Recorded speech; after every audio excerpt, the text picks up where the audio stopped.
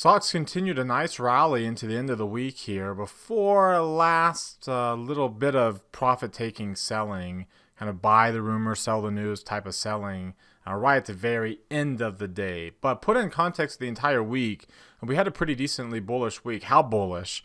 Is it enough to start us up again and get this new intermediate run going? I'm going to break that down in today's video.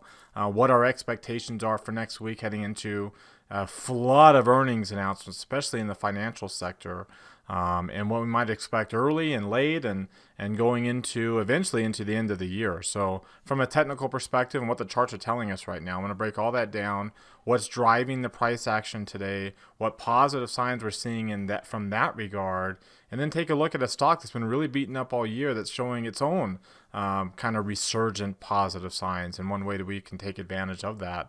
So let's go ahead and get started. Today is Friday, October the 11th, 2019. This is the Market Outlook from MarketScholars.com. My name is David Settle. All right, well, let's start off taking a look at the S&P 500 here on the market forecast indicator. You can see how we rallied up to the upside today, finishing with a long upper shadow. And that's not necessarily the most bullish finish. Of course, most of that selling came at the very, very end after the phase one of the trade deal was actually announced. You'll notice that we did get back up above this blue dotted line. That's the Fibonacci retracement zone of this intermediate rally that we had here previously. But we came back down after being above it for most of the day. We came back down below this black dotted line. That's the start, the opening of this larger Fibonacci retracement zone of this near-term rally that we have right here, where the first near-term rally, pretty much the intermediate rally that we had, or our last intermediate rally, which was a lot shorter than this one was, where the intermediate line went above 50 and has since come back down 50. Now you notice it's trying to make another run up here, up above 50. It finished below, was flirting with that 50 level the whole way, but ended up finishing down below it. The near-term line also was in the upper reversal zone for most of the day before finishing down. So a little long upper shadow at a relative resistance, right? There's a little bit of resistance in this area, as you'll see here. If I were to take a look at the Bollinger Bands for SPY, you can see there's a little bit of resistance here. There's a volume node right above this. We got above the value area, so we gapped above that. But there's this volume node right here about 298.5. So long upper shadow at resistance, that suggests that there's a good opportunity, and you can see on the 3-month chart, that's where the point of control is, this 298 level. There's your 3-month. So there's some resistance here. And it wasn't able to get through and stay above. So a little bit of weakness at the very end, but still, I mean, that's a small little bit of weakness compared to the rally that we had. And if I were to take a look at the weekly chart for this, then you'll see again kind of a second consecutive week of a long lower shadow. So very, very good week, even if we had a little bit of weakness at the very, very end. The nice thing too is, let's go back to the market forecast and take a look at the Russell 2000. You can see not as much weakness at the very end here. We ended up finishing below the moving average. We were kind of flirting with it. We ended up finishing below it. And of course, the intermediate posture is back to being bullish, but it's a light green shading. So it's not dark green. So we don't have an intermediate run starting. But to get above, the highs of this past, 1, 2, 3, 4, 5, 6, 7 day little pullback is a good sign from a closing above the high of the low day kind of a scenario. Here's the same period, the 1, 2, 3, 4, 5, 6, 7, the S&P closing above as well, but with a little bit more of a bearish pattern to finish up the day. So, that's what, we got weak bullish trends. If you look at the Dow Jones, same thing, intermediate lines flirting with that 50 level. We actually finished above the moving average on the Dow, above the moving average in the S&P. Here's the NASDAQ also finishing above. So we get green line, but it's the combination of a green line and dark green shading that starts a new intermediate run. So that might come as early as Monday. There might be a little bit of weakness heading in, so I'll show here in just a second. Might be a little bit of early week weakness For those of you who go to my technical analysis class, both of our monthly subscribers as well as our premium subscribers have access to my technical analysis class I do on Friday mornings. We talked about the potential for this exact weakness today, and it actually took all day to get it. But that was the weakness that we were looking for that we discussed in our class.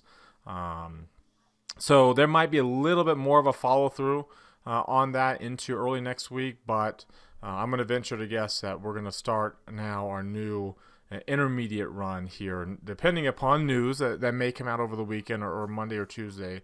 But it looks like we might get the beginnings of our intermediate run, which again would be defined as the green line here, so being above a rising moving average, as well as dark green shading. Now you won't have that on the Russell yet, but considering the outperformance the Russell had today versus the S&P, some more days like that will get you caught up pretty quickly. Caught up over here pretty quickly, caught down pretty quickly too.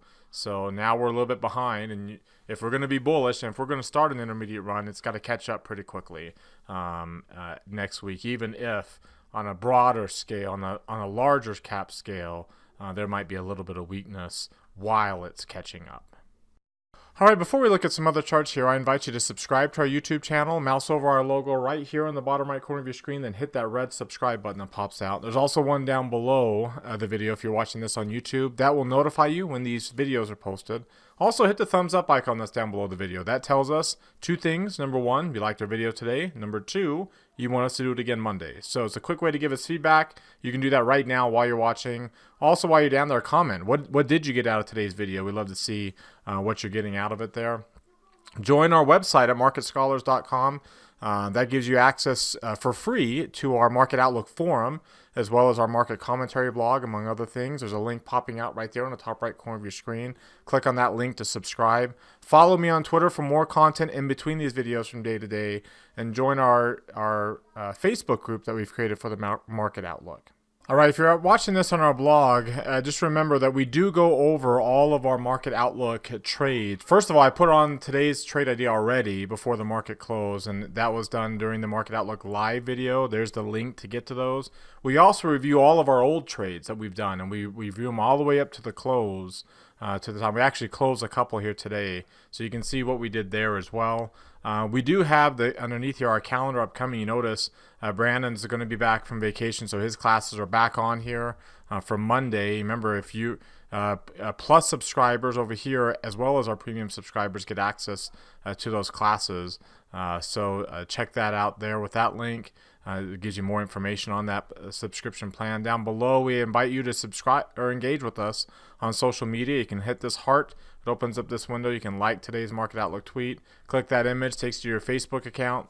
You can like the Facebook post there. Again, the more you click on those things, the more you engage. Just simply by liking, the more Twitter and Facebook will promote our content to the top of your timelines every time you check in, or towards the top of your timelines every time you check in. So it's just a way to make sure that they're showing you our stuff, because they don't show all of our content to all the people who follow us based on their algorithms. Only the ones who engage with us. We try to make that very easy for you to do there. Now, all right, now let's take a look at the long-term chart, and you can see just like that, after getting a transition candle to a bearish trend, we got a transition candle, and we would expect a bullish trend to come out of this. Now we'll see. We might get multiple transitions here. Right now, next week's candle, Hakinyashi candle, will end up. Let's see here where it's gonna 29.58.84 is the open. On the close, 29.50. So that puts us at 29.54, and right now we're trading at 29.70. So barring how we open up next week, we'll open up about 16 points, barring a gap, excuse me. We'll open up about 16 points above where we open. So we'll start off with a bullish candle.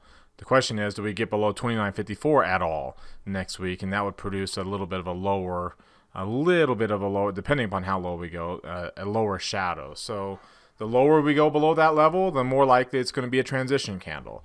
And that very well could be the case. Like I said, there's very well could be. I mean, we were up 32 points today, so to get 16 points of a drop will actually be nothing Monday or Tuesday.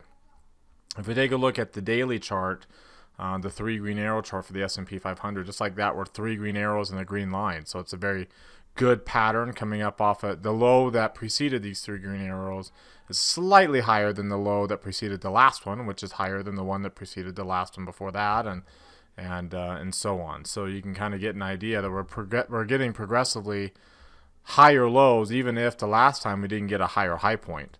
On that, if you look at the 2-line versions of the S&P, you can see there's that green arrow in the MACD that's crossing over. The MACD is still negative. Its moving average is also still negative, but its moving average is slightly turning higher. The stochastics hasn't crossed above the 50 level yet, mainly because we closed so far down below today's high point there. But you also see the 8 day and the 17 are both rising, but the 8's got to catch up to it. If you look at the more traditional 1226 histogram, you can see we don't have the green arrow yet on that, but the 12 and the 26 day moving averages are still above the 50. So there's a pretty decent opportunity here for a bullish bounce to come out of this with rising momentum, or decreasing negative momentum is what the histogram would tell you. You can also see too the decreasing negative momentum as well, considering the MACD is below the blue line, is below 0 there. If you take a look at some of these other charts that we look at, like the Ichimoku cloud, look how we're still above the cloud, so we kind of held it for support. We had a little bit of a bearish trend, and now it's noise, right? Now it's noise again, so that bearish trend is done according to the trend strength indicator. You look at the trend, which kind of shows the amount of volume to the upside, like the amount of advancing volume relative, and we've been kind of pointing out how bearish the volume has been. We got above 2 on this low point. Well, that ended up being the low point, as we typically see, and now we have pretty decent. You can see when you get a bounce, when you get that bounce off of these big strong low points, that the big volume, the big positive volume, is a good sign of that bounce. As you can see, even over here coming off these lows, we had good bullish volumes coming off. Well, we got that again here, about down to the 0.61 level, and we've seen lots of good bounces around these levels coming off of lows that lead to intermediate runs. Now let's take a look at the intraday chart. So it's going to be right here, and there's our gap up to the upside, and here's where we were when we were talking about in our class today, in our technical analysis class. We were kind of flirting with these highs. We had rolled over afterwards, retested those highs, and right before the end, again, when the announcement was made that the phase 1 portion of the deal is done, and what that entailed, then we came back down essentially to the open. So kind of your inverse dead cat bounce pattern here. Now the question is, does this get filled in, this gap, considering pretty decent probability that that's a common gap. There's not a bump in volume. There's no significant layer of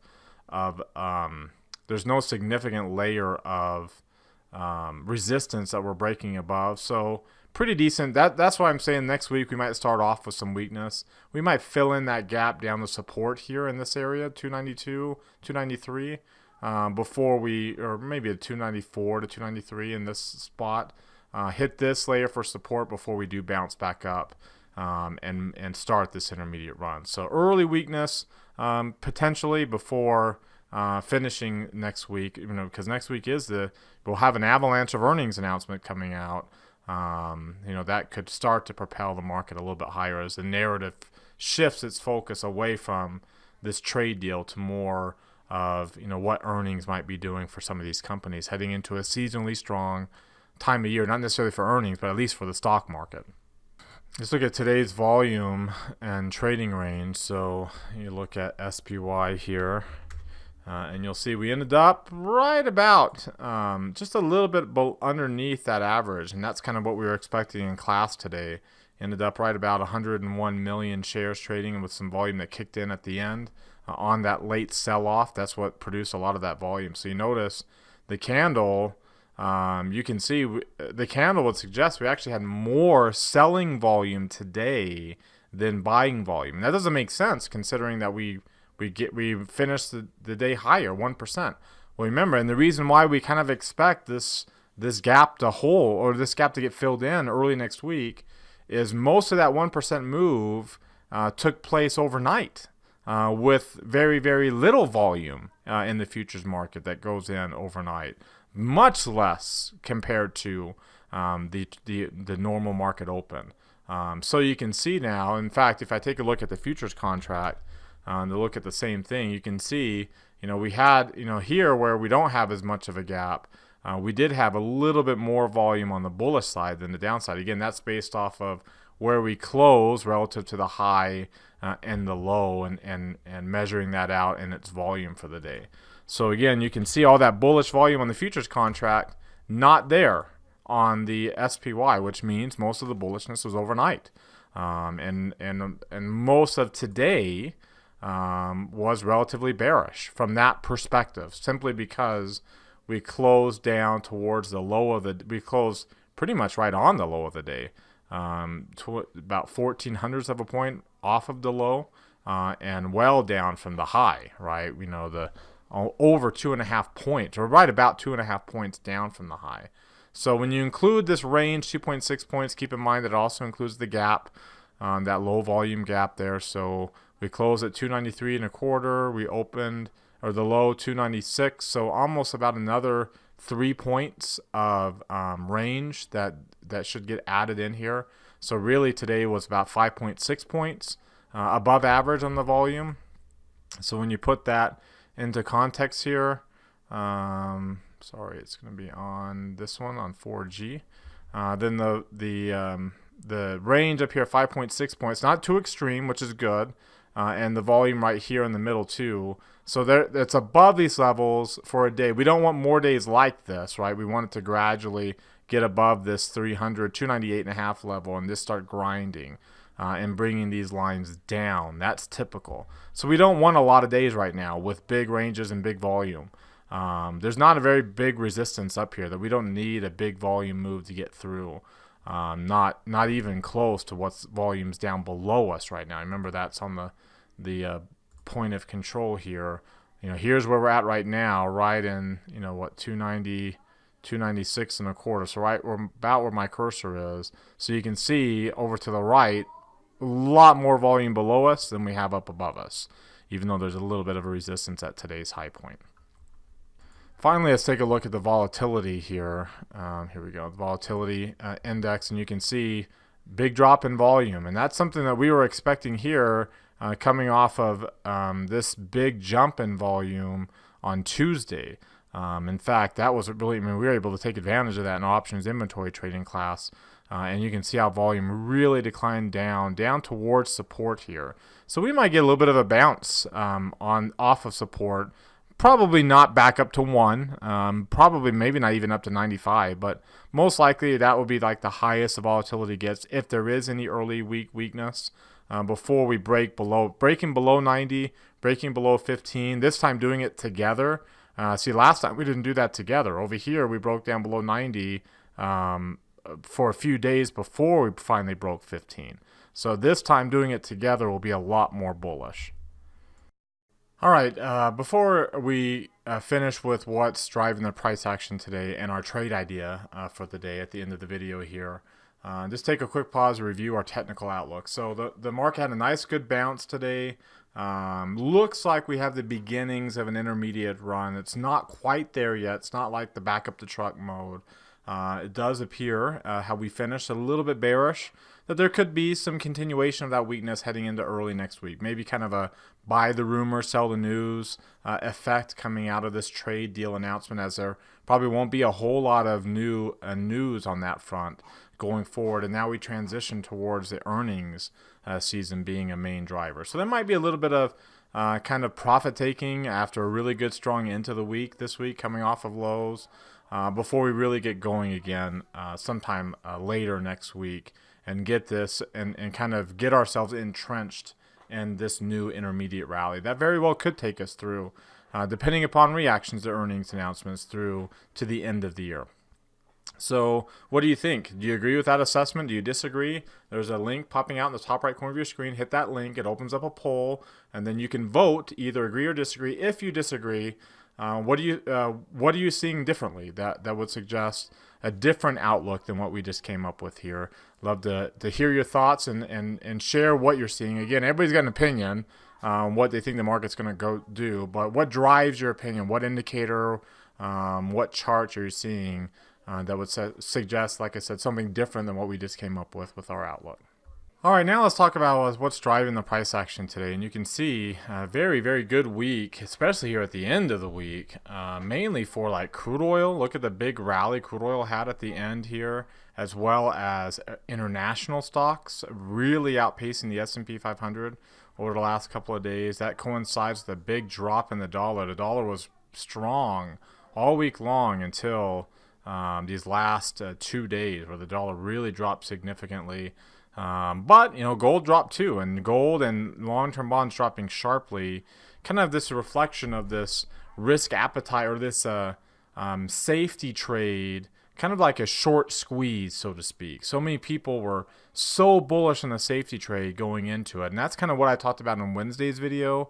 And then Thursday's portfolio management, those are Market Scholar subscribers, again, monthly or premium. Check out yesterday's portfolio management class. I really broke down this concept of the safety trade and a potential short squeeze that obviously we got more of today. But I broke all that down in yesterday's class. Again, just go to our trading rooms in our main menu, hit the calendar. And then, or just click on Trading Rooms, takes you to our calendar, and then check out the recording for yesterday's portfolio management class. That squeeze continued today. So, look at this chart for crude oil here. Let's just go to a daily chart first and pull up crude oil. Remember how crude oil on Wednesday was kind of holding support at this 62% level. Well, these last couple of days, boom, right back up. Yesterday especially, this is when we were talking about it, but yesterday and then today really kind of holding that support at the bottom of the Fibonacci retracement zone, and then now moving higher. Now, and keep in mind that the trend's not even weekly bullish. We still got dark pink shading and a red line, so it's not like hey, back up the truck here on crude oil. It's very important. As I mentioned before, when you look at like the Russell 2000s, do a comparison of the Russell 2000 here, and then also of the S&P 500 for crude oil. So again, for us to really get going to the upside, what we've been lacking all year is this rally in not so. Here's the peak from April to early May. This is when crude oil peaked. This is when the Russell 2000 peaked, and this is when the S&P 500 peaked. Well, if you notice, we are currently on the S&P. We are currently above those highs, the high from early May before we had that weakness there. We are currently above those highs. If you notice on the Russell 2000, if over to the right over here, we are not above those highs. If you see, I've got my cursor on the high. Now look over to the right. We're well below, and of course here's the high, and we're not even back above this 23% Fibonacci retracement zone yet. So we need these risk asset classes, specifically small caps and crude oil, to really get going and lead our way to the upside for us to really be confident about a renewed bullish intermediate run. And today you got that. You got to move higher in crude oil. You got to move higher in small cap stocks. They both outpaced the S&P 500, this crude oil, by double, and it is higher beta, so it should. But it just hasn't been the case here. This year it bounced up really nicely off of those lows, as you would expect they would, but then as the S&P continued higher and the Russell continued slightly higher, crude oil continued higher, and then that was it. Then now these two just went sideways, while the S&P has been sideways with a little bit of an upward slant. If you take a look here, let's remove all these and take a look at the SPX, but on the monthly chart. It looks like we are really, kind of parabolic here. But keep in mind, here, let's put on a logarithmic scale. There we go. Now you can see not so. In fact, if you go back a little bit further, not so. And here I have to get rid of the zero down there. There we go. not so parabolic now, right? It's a bullish trend, but you can also see too, go back to the 20-year, you can also see too that we haven't really had very much of a pullback here in the last so many months. If you look at the Russell 2000, that's not the case. We've had a lot more of a pullback over here. Not exactly the same as what we saw. And if I go to the regular candle, here's the regular candle chart. So it's not exactly the same as like this pullback or this pullback that we saw in SPX, right? We had a nice good pullback here, nice good pullback here, but we don't really have a good pullback here. Well, we have in the Russell 2000, right? That is more of a significant pullback. It does look like we are setting up for this type of move. Now, I don't think we're going to have, multiple years like we had here and like we had here. We had 2+ years on both of these moves coming off of these consolidations similar to the one that we had now. So we'll see if that ends up being the case, especially considering we have an election next year. And that can throw a wrench. So here's the election here in 2016. That was a little bit of a blip coming off of those global slowdown 2016 lows. If you take a look at the foreign markets, and you can see, and we've been mentioning how, it's not this one, sorry. It would be this one right here. How the darker green line, the dark green boxes have been mostly in Asia. China is looking very strong. Japan's looking very strong. Korea is continuing to look very strong, and really, like Korea especially, has been a significant underperformer for so long, and now you can see it's finally getting to the point where it's caught up to the 200-day moving average. A break up above, you got a significant divergence of a bullish divergence coming. This would be a significant bullish divergent low point that we're coming off of. A break above the 200-day moving average here, and we can get some outperformance in this area. And of course, that would be a good sign considering this is kind of a proxy for global economy, considering what they provide in global trade. A lot of people look at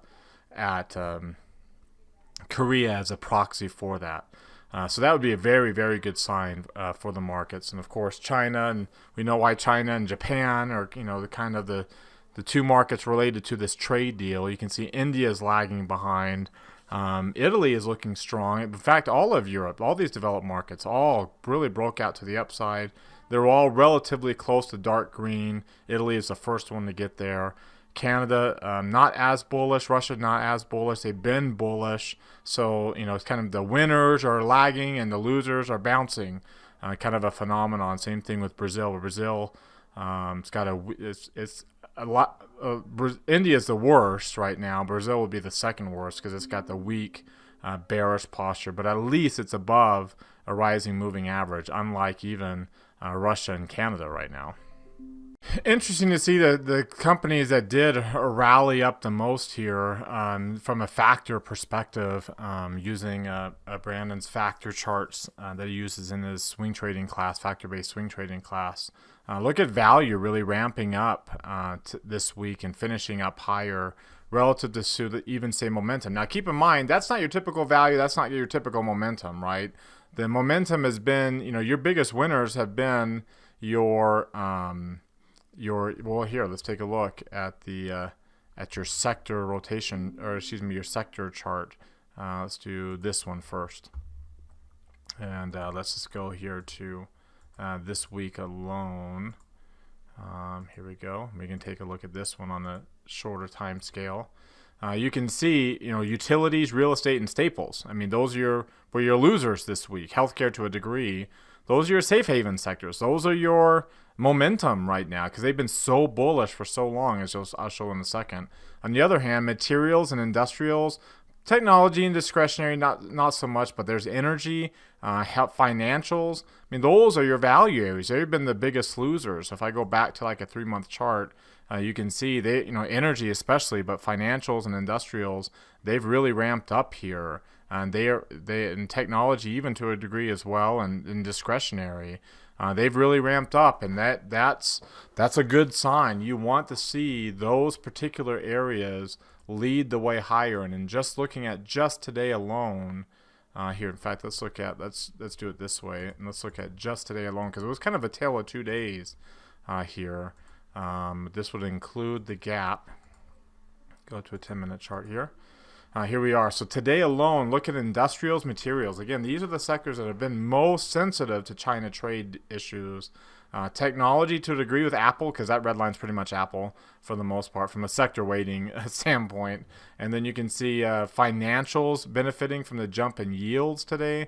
Energy stocks rallying. In fact, rig counts actually went up here this week for the first time in the last 8 weeks. Big decline in rig counts lately. So that's a kind of a reflection of some increasing demand. And then at the bottom you see your safe haven areas that ended up finishing today with a loss, and everything else kind of pulling back, but still pulling back to 1% or more gains. Healthcare being the relative laggard on the gaining side. So that's not your typical momentum. These aren't your typical value, but they're that's the area. Now again, if we're going to have a good long intermediate run, you're not going to want materials and industrials and energy to lead the way higher, at least unless the dollar is pulling back. And the dollar's had its down couple of days here. Kind of looks like it might be breaking through. In fact, if you take a look at on the long-term chart, on this chart here, you can see here. Let's just go to a regular candle. We're touching the 50-day moving average. That's been an area of support in the recent past. So considering the down couple of days and 3 red arrows in the chart, we'll see if it bounces like it has. And if it does, you wouldn't want energy, industrials, and materials to lead the way higher. If it doesn't, if we do get more of a pullback back down, especially below 98 on the dollar, then yes, those are going to be the areas that will continue to lead the way higher into the end of the year. As you can see, when you look at the 12 grid chart in comparison, you've got real estate, staples, healthcare that are in the dark pink. Energy and financials, despite their bounces, are also still in the dark pink, so they're below 50 and falling on their intermediate lines. Utilities, kind of with real estate and staples, kind of joining them with some light pink. On the other end of the spectrum, technology is your strong winner. Like I said, Apple, it's a long position that we have in one of our class portfolios, doing very, very well, continuing even after we made a roll trade on that. And then here's your other areas, other cyclical areas, discretionary and communication services, light green with yellow lines. Materials, industrials, light green, and materials has a green line there. Energy still yellow as well, so we're below that. Same thing with healthcare. So you can kind of see where the strength is, and that's a good sign. You want the strength up here.